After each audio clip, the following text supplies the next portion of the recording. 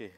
Assalamualaikum Datuk Lokman. Kita nak bercakap tentang pasca PRU ke-15. Kita melihat kepada satu fasa di mana keputusan semalam tidak memihak kepada Barisan Nasional, di mana bukan saja orang kata peratusan tu terlalu orang kata hampir-hampir, tapi jauh ketinggalan di belakang, di mana Barisan Nasional berada di kedudukan yang ketiga, di mana hanya 30 yang kita dapat daripada kerusi, yang jumlah kerusi yang kita dapat. Jadi mungkin orang ramai ataupun mungkin media sekarang ni tengah memburu Barisan Nasional, dan ramai yang nak tahu apakah maklum balas daripada pihak-pihak daripada Barisan Nasional. Jadi mungkin Datuk berada di sini pada hari ini untuk berkongsi ataupun nak berceritalah apakah maklum balas Datuk apabila mendapat tahu tentang keputusan kerusi parlimen yang jauh ketinggalan itu.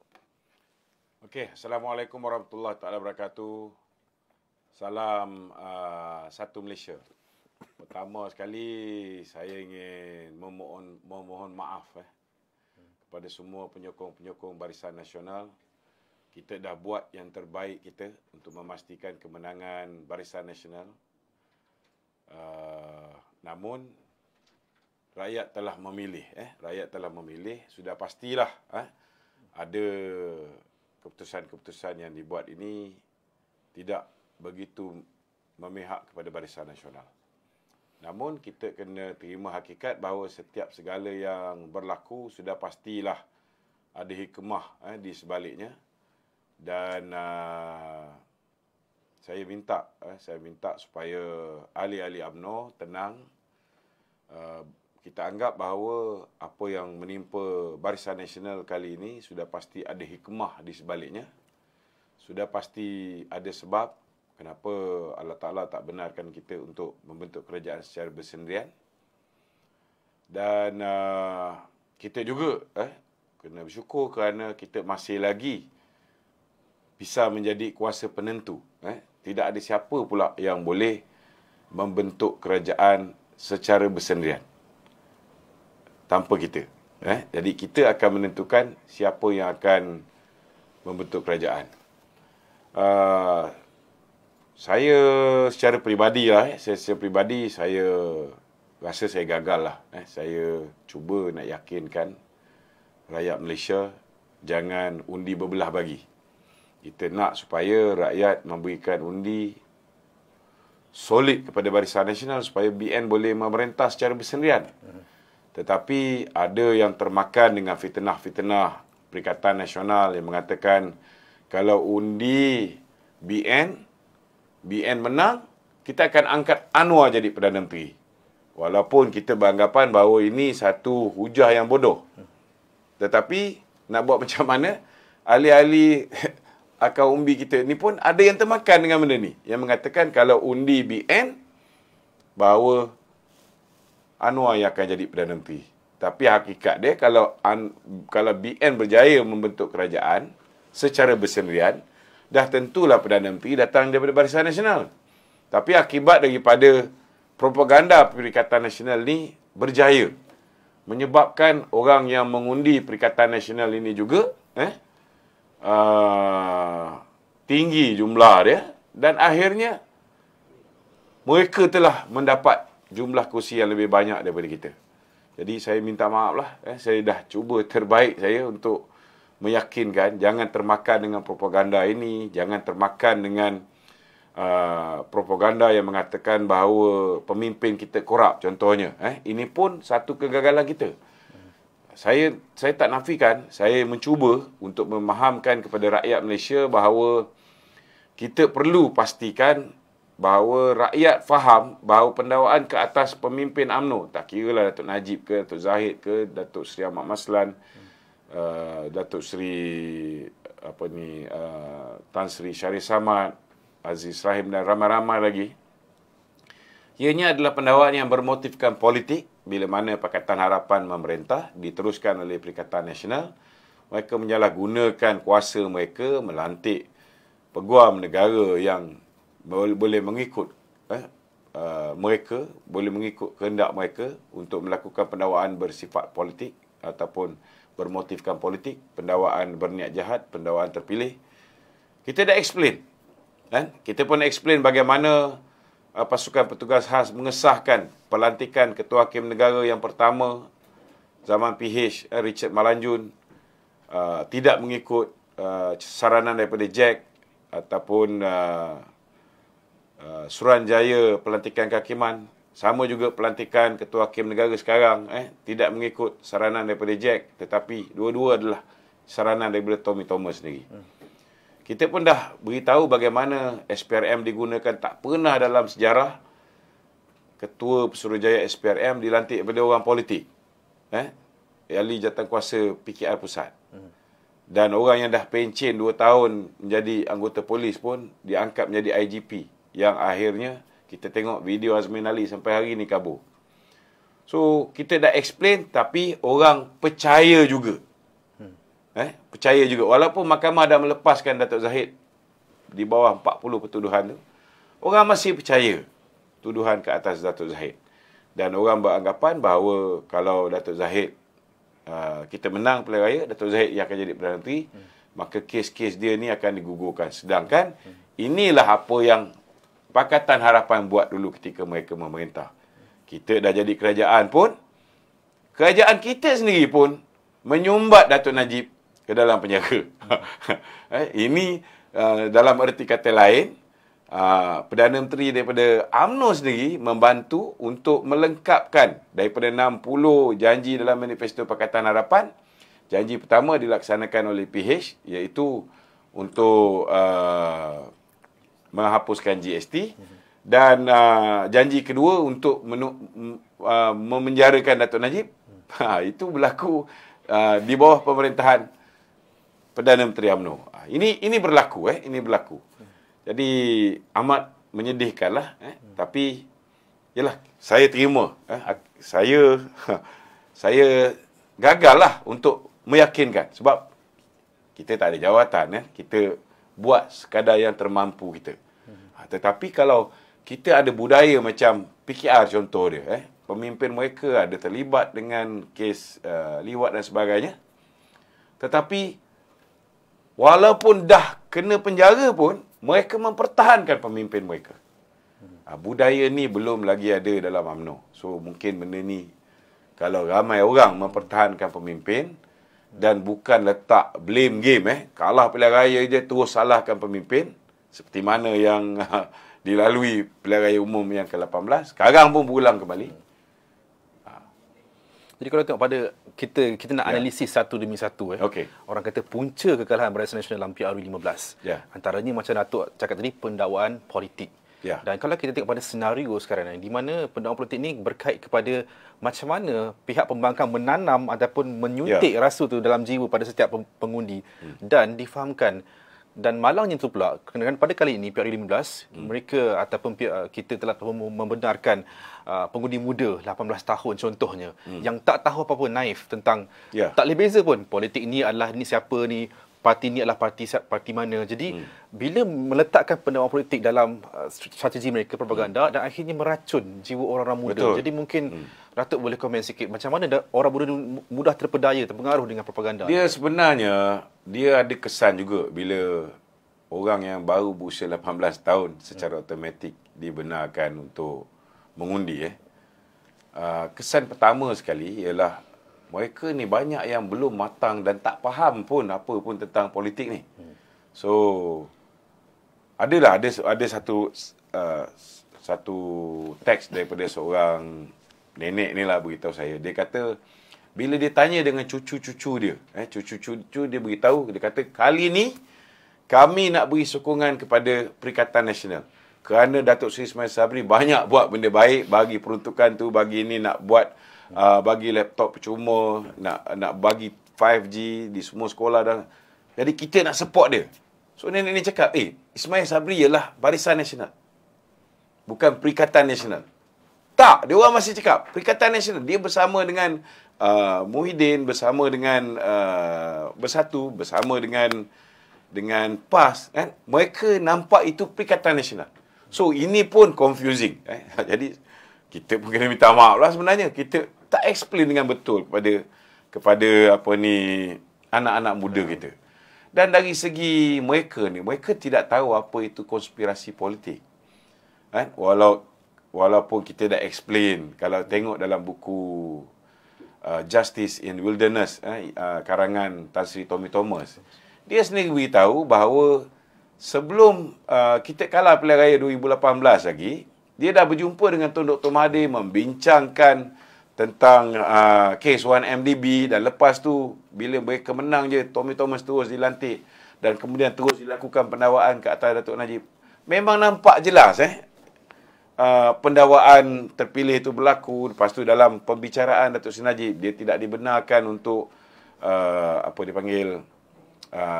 diwakili dengan Queen Council. Dia dapat peguam tempatan pun tak dibenarkan untuk dapat masa untuk membaca dokumen-dokumen, bukti-bukti baru pun.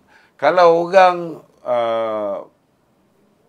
dia boleh terima benda-benda macam ini adalah bukti-bukti yang jelas bahawa memang berlaku pendakwaan terpilih, memang berlaku ketidakadilan dalam sistem perundangan kita. Sudah pastilah mereka akan lebih rasional. Tetapi anak-anak muda ni, dia tak tahu apa-apa pun. Bagi dia, dah kena dakwa, salah lah. Habis, yang mana yang Pakatan Harapan melindungi? Contohnya zaman Mahathir, melindungi kes Lim Guan Eng. Adakah dengan menggugurkan kes Lim Guan Eng, kes Banglo 4.27 juta yang disogok oleh Pang Likun below market price, dijual dengan harga 2.8 juta, bila dah digugurkan bermakna Lim Guan Eng bersih sebersihnya? Adakah dalam kes yang melibatkan Syed Saddiq yang telah menyeleweng dana duit yang sepatutnya diberikan kepada belia, tapi masuk dalam akaun BSN dia, walaupun dah didakwa, zaman Muhyiddin didakwa, zaman Mahathir dia dilindungi.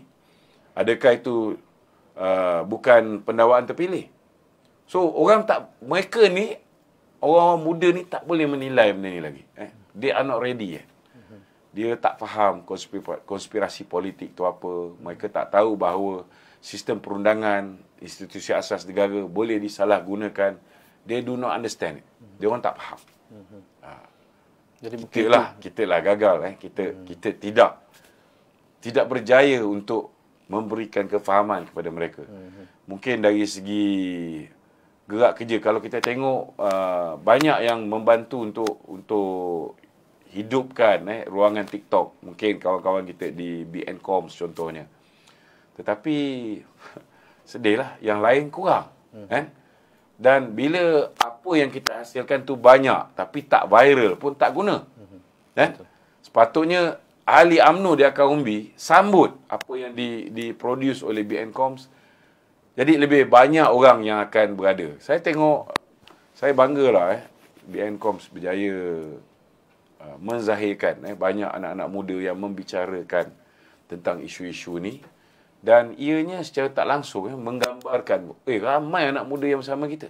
Tetapi orang yang tolong bantu untuk share kurang, dan ini juga menyebabkan kita gagal untuk tarik anak muda bersama kita. PH dia berjaya tarik, baik yang anak muda masyarakat Cina dan India, begitu juga dengan anak muda Melayu juga, yang lebih liberal dan sebagainya. Mereka lebih cenderung ke sebelah sana. Ini mungkin adakah disebabkan oleh dana yang dikeluarkan untuk melakukan kempen atau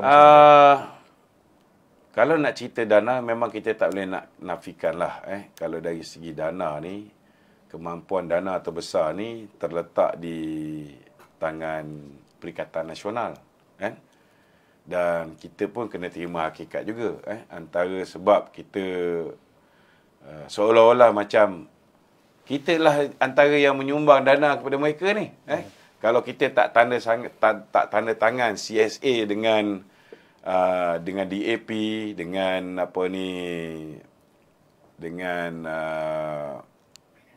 PKR, dengan PAN, mereka pun takkan dapat peruntukan 3.8 juta. Dan akhirnya dana-dana ni digunakan sehabis baik untuk benam kita. Ini pun perlu diambil kira dalam kita punya postmortem selepas ni. Okey, Datuk.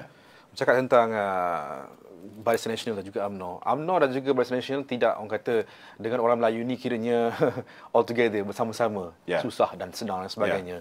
Malangnya pada mengikut pada analisis yang dikeluarkan menunjukkan bahawa golongan Melayu kurang mengundi berbanding dengan kaum lain. Itulah, jadi inilah punca. Itu yang amat mengecewakan. Kali ini kita lihat ini sikap yang ada pada orang Melayu.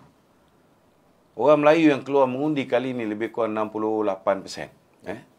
Tetapi masyarakat Cina contohnya, mereka keluar 97%. 97% keluar mengundi. That is very high. Daripada serata dunia, dia orang balik untuk pastikan mereka boleh dapat tukar kerajaan.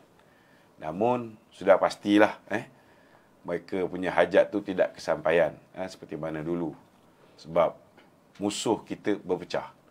Kalau misalnya musuh-musuh politik Barisan Nasional bersatu, jenuh juga kita. Mereka boleh merintah secara bersendirian. Jadi sekarang ni suka tak suka, kalau PH nak perintah, mereka perlukan UMNO. Kalau PN nak perintah, mereka juga perlukan UMNO. Ini mungkin sedikit menyelamatkan keadaan, dan UMNO adalah sebuah parti besar, satu-satunya parti yang boleh menunduk ataupun boleh tame, boleh menjinakkan parti-parti yang mungkin ada tendensi ataupun mungkin ada kebarangkalian untuk besar kepala. Contoh macam DAP lah. Kalau misalnya PAS bersama dengan DAP, mereka tak boleh kawal DAP. Kalau misalnya bersatu parti kecil dengan DAP, mereka tak boleh kawal DAP. Tetapi UMNO ada lebih 4.2 juta ahli. So DAP akan fikir 10 kali kalau mereka nak bersifat seperti mana macam sebelumnya. Ini antara benda-benda yang kita perlu sedar bahawa macam-macam boleh berlaku lepas ni. Dan saya rasa kita pun tak perlu nak takut sangatlah. DAP zaman Anthony Loke ni saya rasa jauh lebih baik berbanding dengan DAP zaman Lim Guan Eng dan bapa dia. So, kita tengoklah apa akan diputuskan oleh kepimpinan parti selepas ni. Okey. Ya. Pergi kepada apa yang diputuskan kepada kepimpinan parti selepas ni. Saya rasa itu adalah antara, saya rasa mungkin ramai penonton kat Facebook menunggu. Inilah masanya untuk saya tanya-tanya soalan pada Datuk, soalan panas. Kita tahu sekarang tengah bertiup kencang di luar dan wartawan memenuhi ruang di mana PWTC, di mana saja, di mana ruang yang boleh mereka dapatkan informasi tentang apa yang berlaku sekarang ni dalam Badan Kepimpinan UMNO dan juga Barisan Nasional. Mungkin Datuk boleh kongsikan dengan liputan yang keluar tentang Tan Sri Nur Omar yang baru mengundur diri dan seterusnya. Dira Abu Zahar mengatakan bahawa sepatutnya punca PRU kalah ni adalah disebabkan oleh Zahid Hamidi. Jadi mungkin Datuk boleh share kat situ sebenarnya apa yang berlaku sebenarnya sekarang ni. Dia macam inilah. Saya nak beritahu dengan Nur Omar, Dira Abu Zahar. Ramai lagi lah saya tengok Dia sebenarnya bila kita masuk pilihan raya ni, kita masuk pilihan raya dengan collective responsibility. Okey. Saya pun nak ulas sikit kenyataan yang dikeluarkan oleh Menteri Besar Johor. Saya rasa sebagai seorang Menteri Besar, beliau patut elak daripada mengeluarkan kenyataan begini. Kerana saya orang Johor, saya orang Johor dan saya tahu bahawa ada setengah-setengah rakyat menyangkakan bahawa kenyataan ini mungkin kenyataan yang diminta oleh baginda tuanku ataupun mungkin TMJ cakap. Jadi ini boleh merosakkan imej Kebawah Duli Tuanku dan Tengku Mahkota Johor. Sepatutnya beliau elak daripada mengeluarkan kenyataan ni. Beliau patut elak mengeluarkan kenyataan ni kerana saya baca dia punya kenyataan, dia kata Datuk Zahid perlu meletakkan jawatan atas pandangan majoriti Akaumbi, atas pandangan Akaumbi. Saya nak beritahu dengan Datuk On bahawa Akaumbi di Johor mahukan Hasni Mohamad sebagai Menteri Besar. Jadi akhirnya beliau yang dipilih sebagai Menteri Besar. Kenapa? Kenapa UMNO ketika itu tidak mengikut Akaumbi? Datuk Seri Zahid pada ketika itu bertegas nak dengar cakap Akaumbi sebab kita menang pilihan raya. Kita menang pilihan raya kerana track record Hasni Mohamad. Kita menang pilihan raya bukan kerana track record On Hafiz. Kalau ikut Akaumbi, Datuk Zahid dia akan ketegak lah. Maknanya dia tak peduli lah apa pandangan pihak lain. Betul tak? Tetapi nasib baik pada ketika itu kita ada Datuk Seri Najib Tun Razak yang telah memujuk Presiden supaya bersetuju dengan permintaan Kebawah Duli Tuanku Sultan Johor bagi memberikan 3 nama selain daripada nama Hasni Muhammad. Jadi kalau misalnya kita pada ketika itu kita fikir tentang akar umbi, kita tetap akan dengan pendirian kita. Datuk Zahid pun memang tetap dengan pendirian, dia hanya letak satu nama. Dan akibat dia sehingga hari ini baginda tuanku pun murka. Itu yang menyebabkan Datuk Najib kena main peranan, memujuk Datuk Zahid.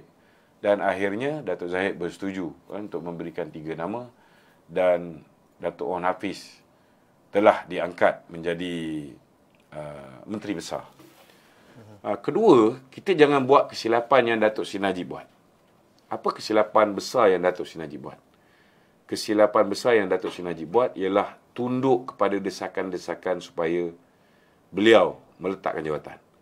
Bila kita kalah 9 September 9 Mei tahun 2018. Kita lihat pada keesokan harinya ultimatum yang dikeluarkan oleh Ketua Pemuda UMNO Khairi Jamaluddin dan juga oleh Ketua Puteri UMNO Mas Ermiati. Mereka mendesak supaya Datuk Najib meletakkan jawatan. Kalau tak letak jawatan pukul 11 pagi, maka mereka berdua akan buat PC depan rumah Datuk Najib di Langgak Duta pukul 2 petang. Datuk Najib ni gentleman sangat. Akibat dia apa? Akibat dia kita hilang peluang untuk membentuk kerajaan.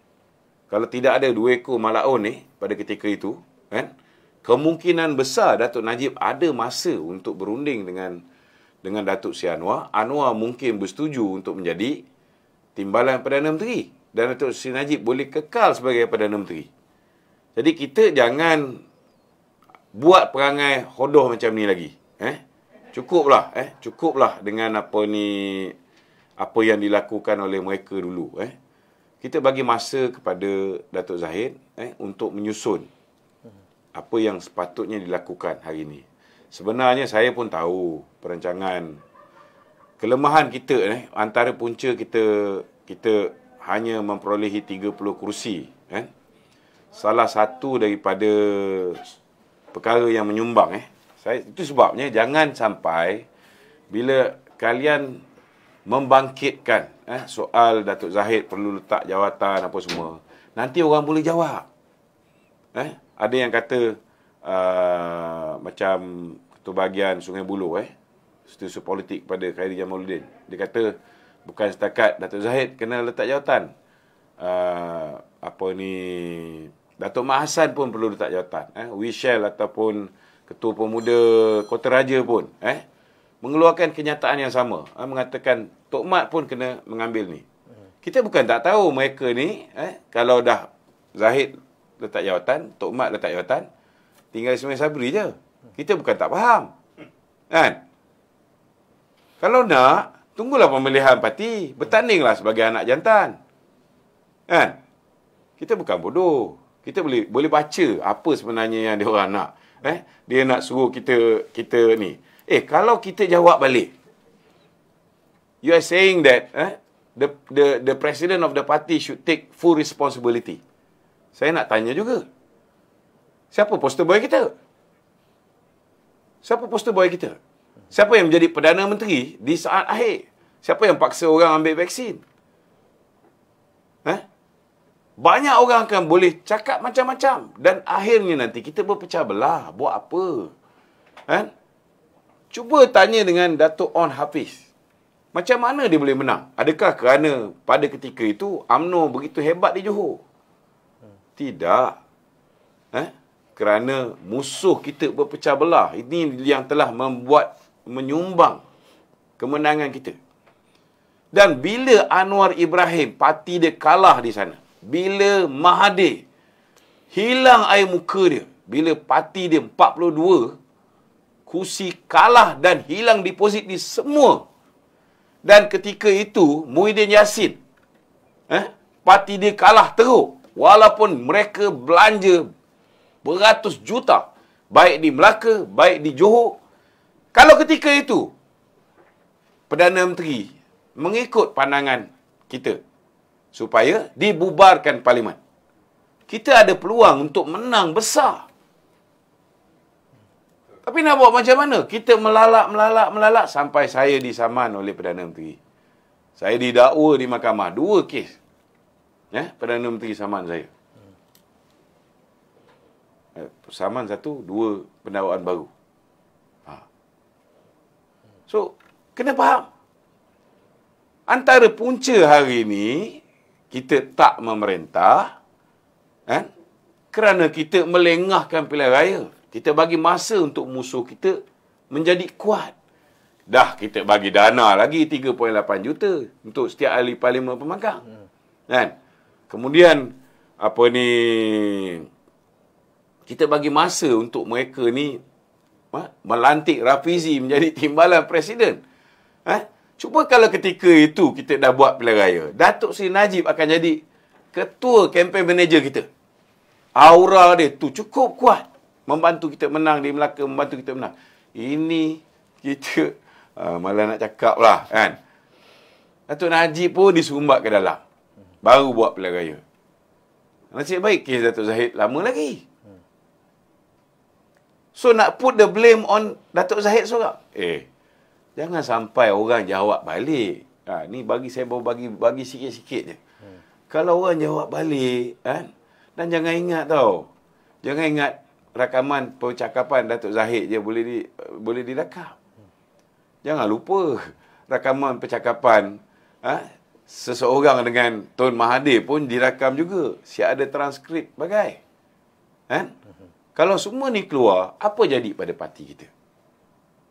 Itu sebab sebelum menunding jari kepada mana-mana pihak, berlapang dada lah. Berlapang dada lah. Kalau kepada komen sikit tu, Syahril Hamdan ini pun mengejutkan juga selain daripada On Hafiz dan juga Dira dan sebagainya. Syahril Hamdan ni antara muka baru On Hafiz, On Hafiz kita pun tahu hubungan kekeluargaan dia dengan Hishamuddin Tun Nusin. Saya cakap terus terang, saya tahu sekarang ni Tan Sri Muhyiddin Yassin pukul 5 tadi dengan Dr. Samsuri menghadap ke bawah duli Yang Maha Mulia pada Kebagingan Tuan Agong, mengharapkan supaya Agong menggunakan kuasa dia untuk memujuk Datuk Zahid untuk bersetuju mengangkat Muhyiddin sebagai Perdana Menteri. Dan kita pun tahu perancangan dia nak memenjarakan Datuk Zahid dan selepas ini akan digantikan Hishamuddin Tun Nusin sebagai presiden. Hishamuddin dah jalan kat bawah ni. Ini pun Hishamuddin kena ingat juga. Bila kita kalah, dia sebagai pemangku timbalan Presiden UMNO. Mana dia pergi? Mana dia pergi? Jadi janganlah dia menggunakan duit yang dia ada hari ni turun ke bawah, pergi suruh orang sana, orang Bukit Bintang tadi melalak kat bawah. Kenapa hanya laungkan no Anwar, no DAP? Kenapa tak sebut no bersatu? Itu pun kita tahu. Mereka punya perencanaan nak bersama. Saya nak beritahu hari ni antara agenda mereka ialah nak mengangkat Hishamuddin untuk menjadi Presiden UMNO. Ismail Sabri tak sedar yang dia pun dah kena sideline dengan grup ni. Dia orang dah ada perencanaan nak meletakkan Hishamuddin. Dira Abu Zahar kerja dengan Hishamuddin dulu. Kita bukan tak tahu. Sepatutnya dia bersyukur tau. Datuk Zahid ni bukan jenis pendendam. Kalau Datuk Zahid ni pendendam, Dira tak jadi wakil rakyat. Dr. Ikmal tu. Tapi Alhamdulillah, Dr. Ikmal pun berubah. Dia tak terus menerus menghentam Presiden. Johor pun berapa ramai orang yang menghentam Presiden. Kalau KJ marah, dia tidak dikekalkan di Rembau. Macam mana nak buat? Tok Mat dulu calon Menteri Besar. Sekarang dia calon Parlimen. Silat-silat air bulan boleh jadi timbalan Perdana Menteri. Kalau kita menjadi Perdana Menteri, itu pun kalau Perdana Menteri setuju, dia timbalan. Sudah pastilah parti kena bagi prioriti kepada ketua bahagian menjadi calon di Rembau. Parlimen. Dia dapat Sungai Buloh. Alhamdulillah. Selepas ni Sungai Buloh tu, walaupun dia kalah dalam first attempt, it's not the end of the world. Dia boleh, lepas ni, ialah, dia punya ketua bahagian situ, setiausaha politik dia. Kan? Suruh ketua bahagian tu, bagi laluan dia jadi ketua bahagian kat Sungai Buloh, bertapak di sana, buat kerja daripada sekarang. 5, silap 3-4 tahun daripada sekarang, kita ada pilihan raya, dia boleh menang kat Sungai Buloh. Dia tak perlu takut. Lantiklah Datuk Megat Firdaus tu jadi setiausaha bahagian dia. Tak ada masalah. Atau timbalan.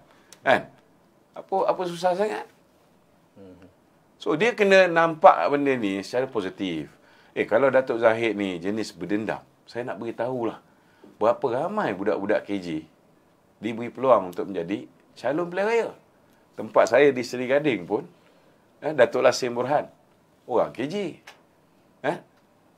Di Arau yang menentang Syahidan Kasim, Bendahari Pemuda kami dulu. Mazli Syam, Ketua Pemuda Perak, KJ. Datuk Pun, KJ. Azwan Bro, KJ.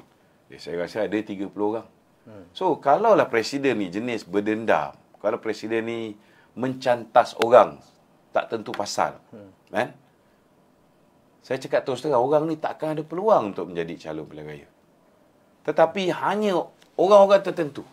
Contoh Tan Sri Anwar Musa. Anwar Musa terang-terang kiblat dia, kesetiaan dia kepada Tan Sri Muhyiddin dulu.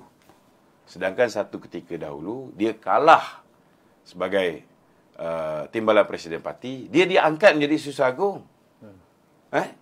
Kemudian nak banyak komplain apa semua, dia digantikan jadi Setiausaha Agung BN. Bila dia dah terang-terang belah Muhyiddin, baru dia gugurkan sebagai Setiausaha Agung Barisan Nasional. Bukan terus dipancung sebagai ketua bahagian. Sama juga dengan Syahidan Kasim. Terang-terang ketaat-setiaan dia bukan lagi kepada Presiden Parti. Taat setia dia kepada Presiden Bersatu. Jadi lebih baiklah dia masuk Bersatu. Kalau dia setia pada parti, kita tak calonkan dia sebagai calon pilihan raya, dia tetap akan menyokong calon kita. Saya malah nak jawab dengan Norma. Saya rasa Tan Sri Norma pun tahu, Presiden pun tahu. Bila kita kalah pilihan raya tahun 2018, Tan Sri Norma telah memohon supaya ahli jawatan kuasa bahagian dia menyertai beliau untuk menyertai Bersatu.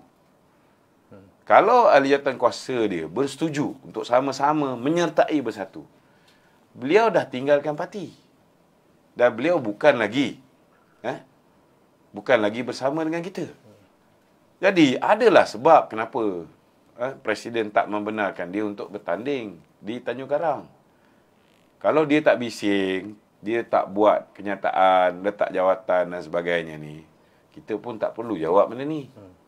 Saya boleh jawab sebelum pilihan raya tu ni. Bila dia on-air. Betul tak? Tapi kita elak berjawab. Tapi bila dia buat macam ni, kita terpaksa jawab. Sama juga Hisham. Kita tahu plan dia dengan Muhyiddin. Kalau dia tak buat angkara, nyusun orang apa semua sekali, kita pun teliti. Kena ingat ni. Dulu kau duk rakam orang, kan? Sekarang jangan tak tahu. Ketua-ketua bahagian yang mana telefon dia orang, sedang berhubung dengan geng-geng Isyamuddin. Ingat, anda sedang dipantau. Siapa pantau? Saya tak tahulah, kan? Khabar angin je, khabar angin. Semua tu ada dalam tangan. Kita pun tahu kenapa dia nak sangat dengan Muhyiddin. Sebab selama hari ni yang melindungi dia Atok, yang melindungi dia Muhyiddin. Itu sebab dia tidak kena pendakwaan terpilih. We understand that very well. Dan saya yakin, saya ada banyak masa selepas ni untuk yakinkan ahli parti. Kalau dia cuba porak-perandakan parti ni, silakan. Tapi dia kena berhadap dengan saya lah. I got nothing to lose. I have lost everything. Okay? Okay. Apa ni Syahri Hamdan tadi tu? Dia cakap dia letak jawatan tu sebab collective responsibility. So, adakah dia tu gagal juga sebagai ketua penerangan tu? Dia sebenarnya Syahri Hamdan ni senang je jawapan saya. Pertama sekali, in the first place, dia tak sepatutnya terima jawatan ketua penerangan. Sebab dia sudah pun menjawab jawatan naib ketua pemuda. Tugas tu dah cukup berat. Kenapa tamak pergi terima jawatan ketua penerangan yang akhirnya dia tak perform? Kalau kita ada ketua penerangan yang perform, BNCOMS tak ada masalah untuk pasarkan produk-produk. Dah lah Datuk Seri Samsul Anwar Nasara dah lahirkan banyak anak-anak muda yang boleh bercakap apa semua sekali ni. Dulu kita lah main peranan ni dalam unit pidato pemuda BN. Tapi sekarang ni Datuk Seri Samsul Anwar Nasara telah membantu. So kalau dia buat kerja ni, kita tak adalah teruk sangat kalah ni. Kalah dari segi propaganda. Lepas tu, lebih parah lagi. Ketamakan tu ditambah dengan dia menerima satu lagi jawatan sebagai pengarah ekonomi. Perdana Menteri. So, macam mana dia nak pegang 3 jawatan tu dan dia nak berikan khidmat yang terbaik? Dia telah menzalimi UMNO. Kalau dia tak cakap banyak, kita pun tak perlu nak jawab dia. Tapi, dah buat macam mana kan? Dia yang mulakan dulu. Saya simple. Kalau orang tak kacau parti, saya pun tak kacau dia. Tapi, kalau kacau, kita kena jawab lah. Betul tak? Tapi kalau ikut kepada alasan kenapa mereka kata desak untuk Zahid gugur jawatan, mereka katakan bahawa ia adalah datang daripada pressure from the public. Orang ramai. Jadi hari ini kita tengok pada ada satu video tentang ada berlaku di Bukit Bintang, ada ahli UMNO yang mendesak bahawa Zahid tak jawatan. Jadi adakah ini puncanya mengapa mereka katakan menggunakan public sebagai alasan? Kita tahu dia orang ni upah budak-budak hantar WhatsApp lah, kan? Pergi main dekat dekat social media untuk desak presiden. Kita bukan tak tahu, kita tahu. Trending sama, ayat sama. We are not stupid. Saya pengarah komunikasi Kementerian Kewangan tahu dulu. Saya duduk di Jabatan Haiwal Khas, think tank, memikirkan macam mana nak pastikan kerajaan ni dapat menang pilihan raya. Kita duduk situ 7 tahun lebih.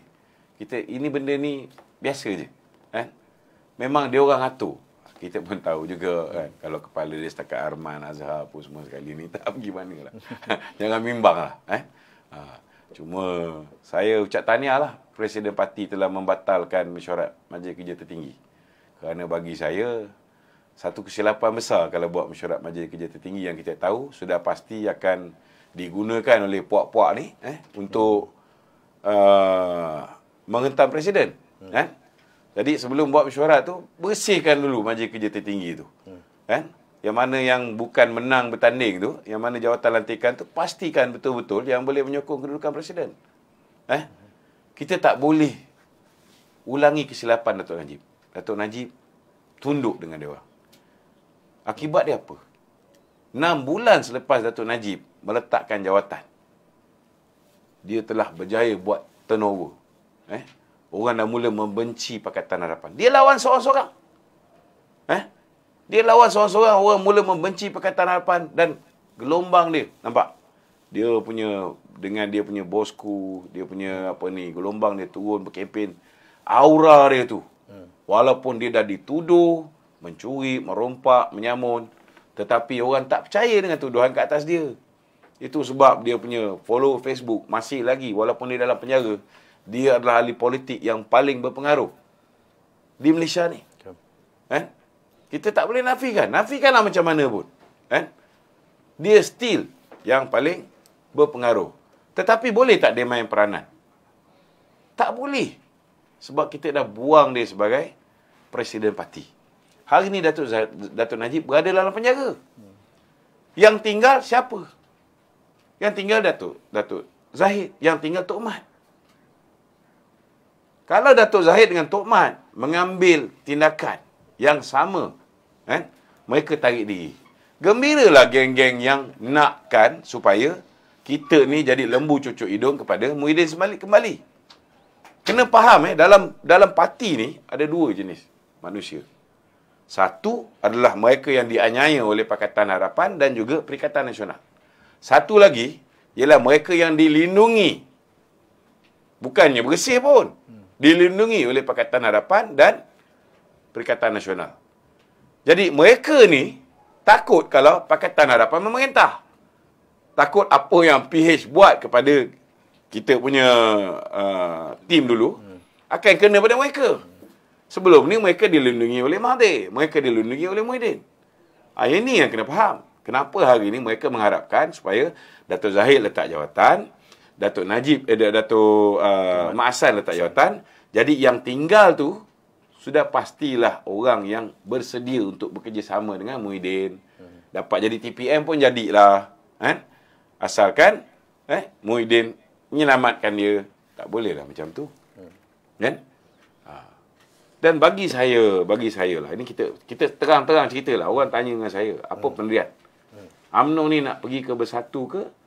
UMNO nak pergi ke PH?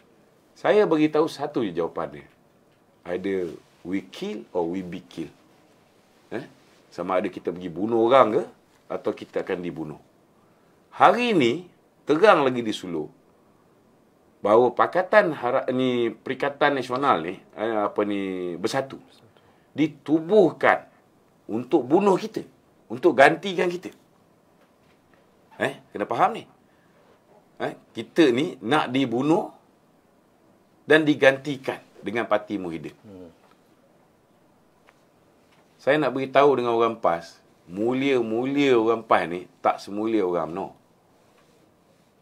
Dalil dia senang saja.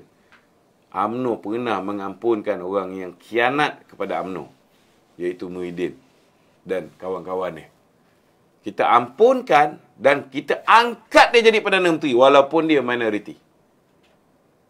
PAS pernah ampunkan PAN? Tak pernah. Betul tak? Tak pernah. Muhyiddin pernah ampunkan Mahathir? Tak pernah juga. Jadi, kalau kita dah ampunkan Muhyiddin, ampunkan Bersatu, kita angkat jadi Perdana Menteri, akhirnya, apa yang dia janji pada kita pun dia tak tunaikan. Kursi timbalan pun tak bagi pada kita, sehinggalah bila dia nak mati baru dia bagi. Kemudian, jawatan-jawatan penting menteri pun dia bagi pada orang dia je. Dia tak agih pada kita, sedangkan kita ada ahli parlimen lebih ramai. Mereka tikam belakang kita, mereka tahan duit kita, walaupun mahkamah 3 kali meminta supaya dilepaskan duit kita. Kita ditikam di Sabah ketika pilihan raya negeri. So, kita nak percaya lagi ke orang macam ni? Jadi, kalau tanya dengan saya secara peribadi, sampai mampus saya takkan izinkan parti saya ni bersekongkol dengan PN. Dengan Bersatu. PN, Bersatu. Saya boleh terima PAS. Tapi nak buat macam mana? Kita dah cakap dengan PAS. Tinggalkan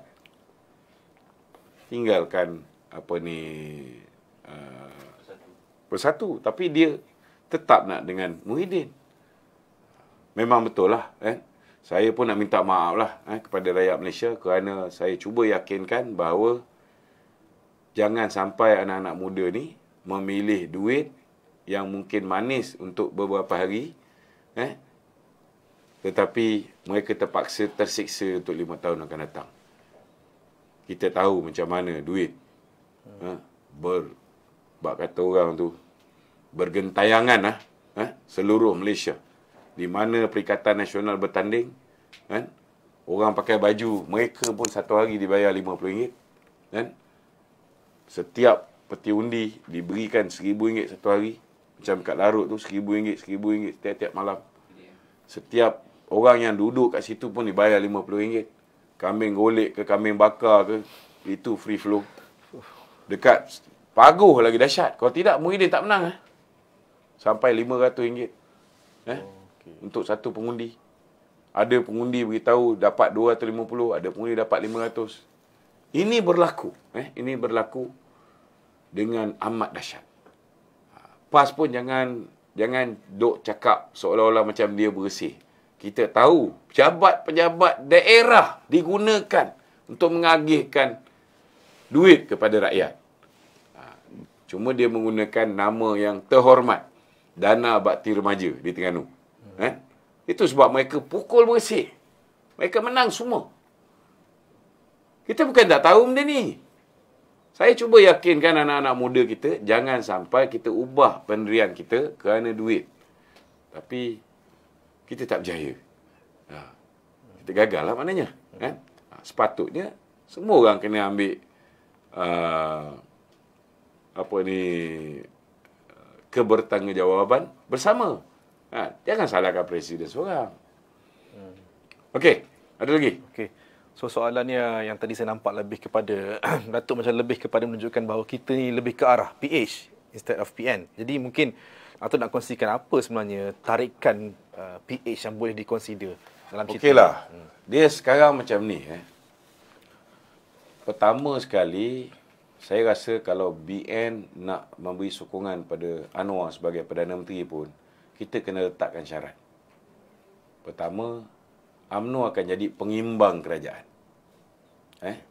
Kita tak nak lagi DAP berleluasa macam dulu. Jadi kalau Anwar nak UMNO memberi sokongan, saya rasa Presiden Parti kena beritahu. Kalau nak lantik pun, menteri-menteri di kalangan DAP, bagilah 3 orang ke. Timbalan menteri pun 3 orang. Kalau mereka lebih, orang pun akan marah pada UMNO. Tetapi kalau mereka tengok orang UMNO lebih ramai dalam kerajaan, sudah pastilah orang pun tak berapa marah.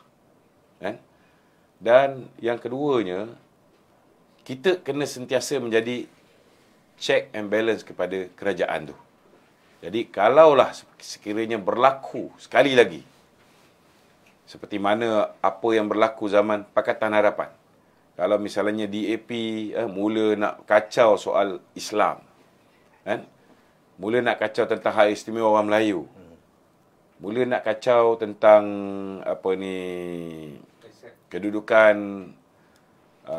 raja-raja Melayu, mula nak kacau tentang kedudukan bahasa Melayu, maka UMNO kena berani tegur.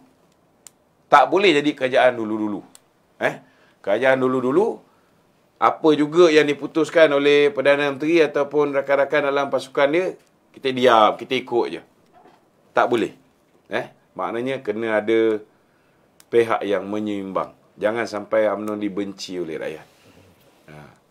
Dan saya yakin dengan kedudukan UMNO sebagai sebuah parti Melayu besar, kita boleh jinakkan kawan-kawan DAP itu. Dan saya rasa kawan-kawan DAP yang menggantikan legasi Lim Guan Eng ni, ataupun keluarga Lim ni, macam Anthony Loke ni lebih terbuka. Saya rasa mungkin UMNO boleh menjinakkan DAP menjadi sebuah parti yang boleh menghormati perkara 153, boleh menghormati kedudukan Islam, kedudukan Melayu, kedudukan Raja-Raja Melayu, kedudukan bahasa Melayu. Tak mustahil. Kalau tak boleh, kita tarik sokongan. Habis cerita. Biar kerajaan tumbang. Bukan kita tak pernah buat. Betul tak? Kita dah bagi peluang pada Muhyiddin, last kali ditikam kita. Maka, kalau PAS pun boleh bagi peluang kepada DAP, pernah bagi peluang kepada Anwar Ibrahim, kenapa kita tak cuba? Mungkin PAS tidak dihormati oleh mereka. Tetapi kena ingat, mereka dulu bila mentadbir 22 bulan, mereka gagal. They need us. They need experience people to be in the government. Orang yang tahu macam mana nak mentadbir kerajaan. Kalau tidak, kerajaan ni akan ditolak sekali dengan UMNO. So, UMNO kena menjadi penyeimbang lah kepada kerajaan baru ni. Kalau tanya saya secara peribadi, sekarang UMNO tak ada pilihan. UMNO kena kerjasama dengan Anwar sebagai Perdana Menteri. Okey, jadi soalan last. Parlimen tergantung sekarang ni. What we can assure people, public, sebab mereka ni rasa macam sekarang ni dengan konflik berlaku dalam UMNO, dengan orang kata nak bentuk perikatan dia macam ni lah. Bagi saya simple saja. You ask for it.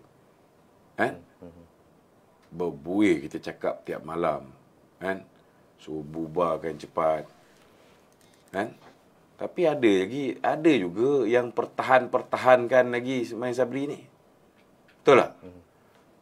Ada juga yang cakap jangan serang Perdana Menteri apa semua. Kita bukan serang Perdana Menteri, kita suruh segerakan pilihan raya, itu je. Kalau awal-awal dulu kita menang pilihan raya, poster boy masih lagi ada peluang jadi Perdana Menteri. Sekarang ni poster boy dah tak ada peluang langsung. Nak jadi TPM pun tak ada. Kecuali kalau dia bersatulah, kan? Ni realiti. Itu sebab kita faham puak-puak ni, dia duit yang orang, ini jangan sampai aku cerita bab duit pula, kan? Kita pun bukan tak tahu siapa yang bagi duit, kan? Duit tu patut dibelanjakan masa pilihan raya, tak dibelanjakan. Kita tak nak cakap lah benda ni. Terlalu detail, tak baik, kan? Cuma saya sedih lah, saya sedih. Parti UMNO ni tiba-tiba macam miskin sangat, kan? Macam miskin sangat. Sehingga kan peruntukan kat bawah semua sekali nak pasang bendera, pasang apa. Kita tengok bendera PH, PN lebih banyak daripada kita. Betul. Kan? Padahal yang Ismail Sabri luluskan untuk setiap kawasan parlimen 3.8 juta je bagi pembangkang. Tapi ialah mereka gunakan ianya sehabis baik, dan sudah pasti kita pun tahu mereka mendapat dana politik juga daripada luar, bukan daripada dalam. Okey? Betul. Ya. Ada yang cakap dalam keadaan sekarang ni Barisan Nasional lebih baik jadi pembangkang untuk penggal ni, untuk macam mana pendapat? Dia macam ni. Kalau tanya dengan saya pun boleh cakap kita jadi pembangkang yang bermaruah. Betul tak? Tapi kena ingat, sekarang ni mereka sudah mulakan pendakwaan politik. Kalau selepas ni, orang macam Datuk Zahid masuk dalam penjara. Selepas ni, Tok Mat pun nak dimasukkan dalam penjara. Kau nak harap kat siapa? Kau nak harap kat siapa bila UMNO? Nak harap kat siapa? Jadi jangan bagi saya continue. Kalau saya continue, saya buka satu persatu lagi jahanam. Lebih baiklah saya habis kat situ je. Kita masih perlukan Datuk Zahid untuk mempertahankan parti kita ni. Kalau misalnya tak ada Datuk Zahid, tak ada Tok Mat, dah lama lingkup dah parti kita ni. Kita hari ni masih lagi boleh dapat 30 kursi sebab apa? Bila Mahathir suruh kita bubarkan, dia suruh Datuk Zahid bubarkan, Datuk Zahid tak nak bubar. Itu sebab dia kena sampai 87 pertuduhan. Ini kita kena tanam dalam otak ahli kita. Dan insya-Allah saya akan pastikan benda ni tertanam. Siapa pengkhianat, siapa yang berjuang untuk parti, orang ni akan kita kekalkan dalam pemilihan parti yang akan datang. Okey? Okey, kita. Assalamualaikum warahmatullahi wabarakatuh. Okey.